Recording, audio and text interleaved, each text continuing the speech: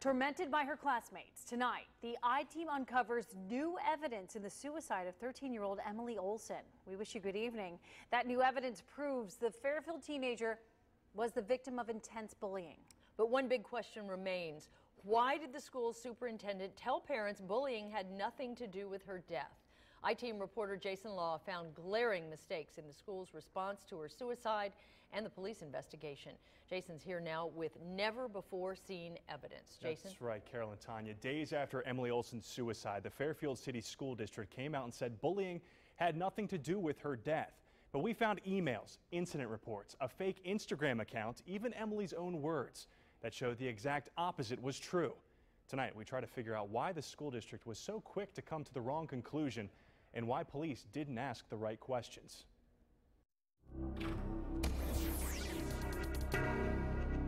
911, what's the address of the emergency? I need an ambulance, please. December 11th, Emilie Olsen came home from school, pulled out her dad's gun, and pointed it at her head. My daughter shot herself. Emilie's suicide devastated the community. What would drive a 13-year-old to suicide? She always had a smile on her face, and she never showed her emotions. This is surveillance video from inside Fairfield Middle School, the day Emilie took her life. A school resource officer reviewed the recording and told investigators he saw nothing out of the ordinary. 8 days after her death, Superintendent Paul Otten issued a statement to parents. The Fairfield Township Police Department conducted a thorough investigation and did not find any credible evidence that bullying was a factor in this tragedy. It seems there is an unjustified need to place blame for this horrendous event. But the I-Team uncovered a pile of evidence that proves the exact opposite, that bullying took a toll on Emilie. The records show she was having a tough time at school.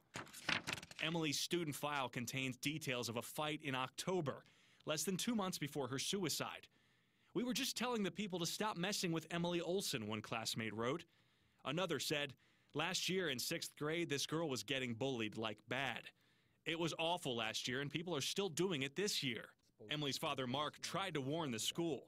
In a January 2014 email, he wrote, "Emilie has become the target of bullying by a few girls.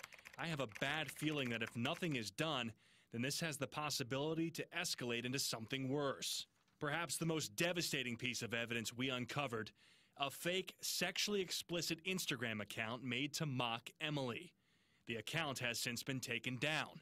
Emails show Dad tried to warn the school about this, too. Just 10 days before her death, Emilie sent this internet message to a friend. "People look at me like I'm a freak. You feel them judging you, staring at you, talking about you. And I've made up my mind. I want to die." Immediately after her death, the Fairfield Township Police Department opened an investigation and then closed it 5 days later. After talking with school officials and students, detectives said they could find no concrete evidence of any bullying.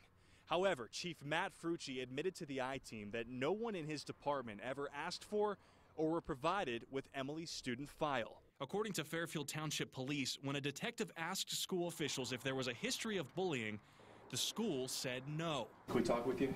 Not on camera. We tried to get answers from Superintendent Otten before a school board meeting last week. So there's some questions we have about the investigation. You can turn that off. No, I'm not going to talk to you about it. Okay, And I don't need to give you a reason. I'm just not going to give it to you. Are you happy with the way the investigation was at Fairfield Township? Sir, we're going to continue to ask questions. That's great.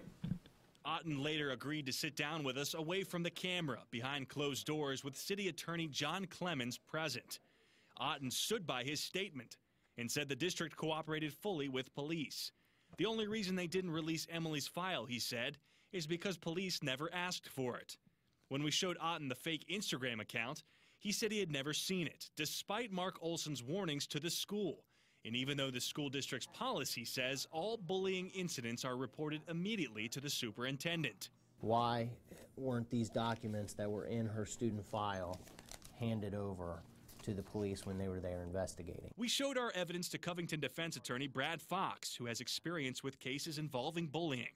Fox has serious concerns with how the school failed to release information to police. Was there bullying? Was there a past with this student? Were there discipline problems? And if these are sitting in the file and they weren't handed over, that's a problem. Emilie did not leave a suicide note, but investigators did find messages on her phone that said goodbye to all of her friends. Now, of course, we wanted to speak with Emilie's parents for this story. Mark Olsen would only tell me that he's, quote, outraged, demanding answers still to this day. He then referred me to his attorneys, who did not return our calls.